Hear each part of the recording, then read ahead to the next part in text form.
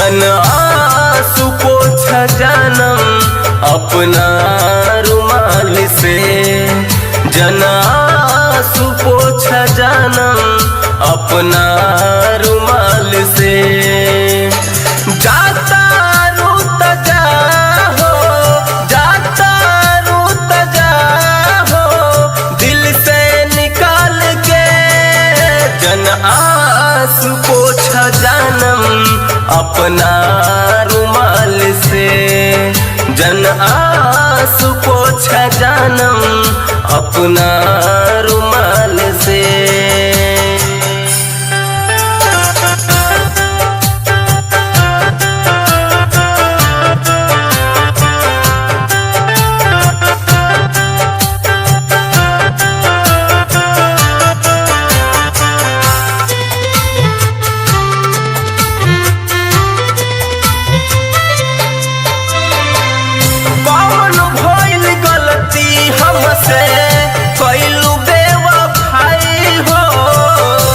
एक बात हमेशा याद रखना, एक बात हमेशा याद रखना, दुनिया में तुम्हें मेरे जैसे बहुत मिलेंगे, दुनिया में तुम्हें मेरे जैसे बहुत मिलेंगे, लेकिन उनमें तुम्हें हम नहीं मिलेंगे।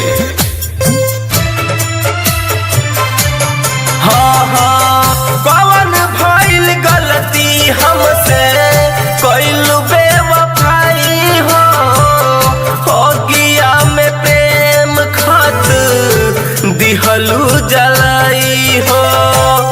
कोई कुल वादा नहीं, कोई कुल वादा नहीं, रखलू संभाल के जन आंसू पोछा जानम अपना रुमाल से, जन आंसू पोछा जानम अपना रुमाल से।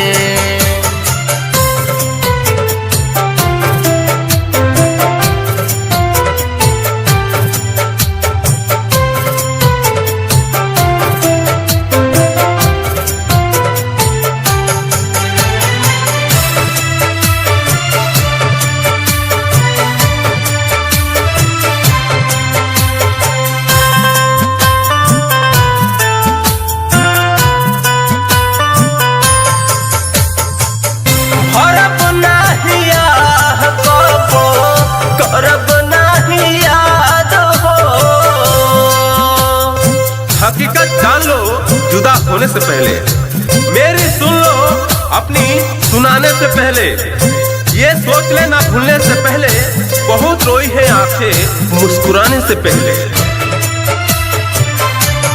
हाँ हाँ, भरब नहीं कबो, करब नहीं याद हो, रही हो सलामत जैसे रहेला चांद हो।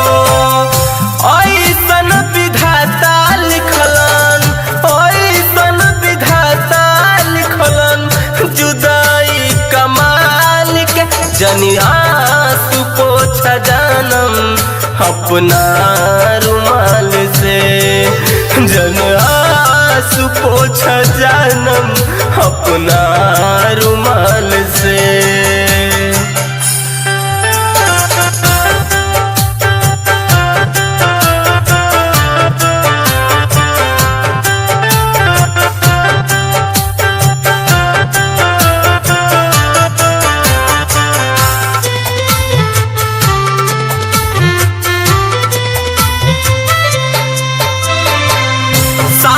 छोड़ के जात पाड़ू बंधन के तोड़ के,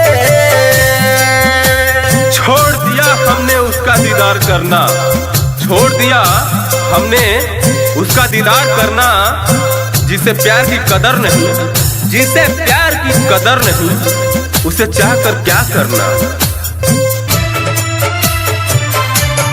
हाँ हाँ, साथ छोड़ के जात पाड़ू बंधन के तोड़ के, बिपिन के छोड़लू लाके कैसन मोड़ पे, करो ताड़ू तनहा बोलो, करो ताड़ू तनहा बोलो,